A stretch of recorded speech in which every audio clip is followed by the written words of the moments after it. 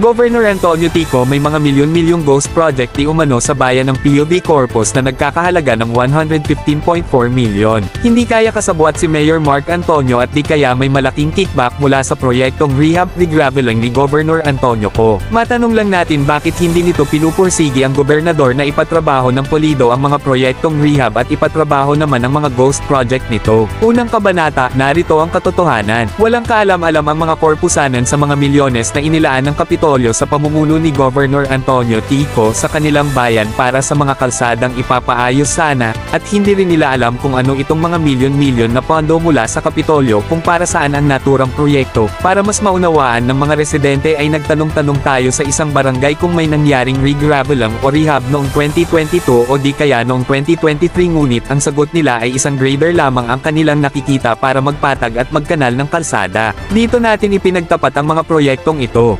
Milyones ang naturang proyekto na dapat ay mapapakinabangan ng mga barangay na mahirap ang kanilang daanan. Kaya nagtataka ang mga residente kung saan napunta ang naturang pondo. Naghihinala tuloy ang mga residente na baka raw di umano'y nasa malalalim na bulsa na ito. Sa ating pagsisiyasat dito natin napag-alaman na si Mayor Mark Antonio ay taga-Uson pala ito, ayon sa ating nakuhang detalye mula sa mga residente. Ang naturang mayor ay sinuportahan ni Governor Antonio Tico noong nakaraang election, kaya kung ating mapapansin ay walang ingay at parang nakikiramdam lang ang naturang mayor noong umugong na ang mga anomalyan regraveling ng Kapitolyo, kaya ang hinala ng mga Corpusanan, hindi kaya kasabwat ang naturang mayor sa mga maanomalyang mga proyekto, at sa mga ghost project ni Governor Antonio Co at ang iba naman ipinatrabaho ngunit hindi nasunod ang tamang sukat sa mga proyektong ito. Dagdag pa ng mga taga-barangay Salvacion na kadyan binawi ang gastos noong eleksyon ni Mark Antonio. Narito ang ilan sa ating mga na-dokumento.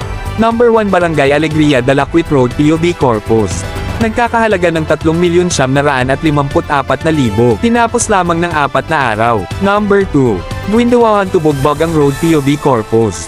Nagkakahalaga ng 4,954,001.93 milyon. Tinapos ng 5 araw lamang. Number 3. Look-Bagang Road PUV Corpus. Nagkakahalaga ng 4,974,000. Tinapos ng 5 araw. Number 4. Junction Provincial Road Palho Road PUV Corpus. Nagkakahalaga 5,768,000. Tinapos ng 6 na araw. Number 5.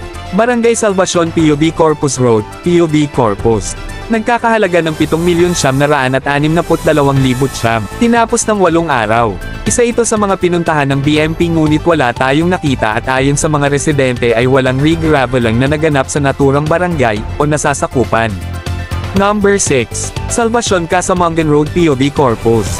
Nagkakahalaga naman ng 19,745,000. Tinapos naman ng 9 na araw.